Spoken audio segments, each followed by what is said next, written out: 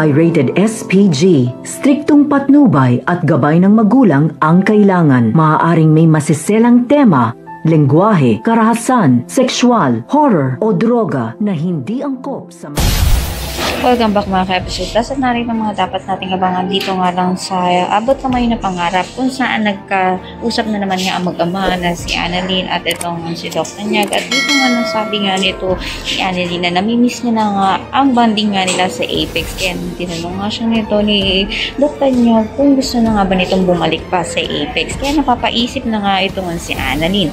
Sa kabilang banda naman nga ay nasabi na nga nito ni Doc Enriquez na si Annalyn nga ang ipapadala dito nga kay Doc Hiroshi, subalit hinarang nga ito ni Doc Benitez. Papalis na nga rin ito ang sina Justine at ang ama nga nito, kaya naman pinipigilan nga ito ni Giselle upang sila yung makasama niya pa nga ito, at inaalok nga niya ito nga si Justine na sana nga raw ay manatili na lang ito sa Pilipinas at magtrabaho na nga lang sa Apex. Kaya naman pakatutukan nga natin kung pipiliin nga ba nito ni Justine na makasama ang kanyang ina.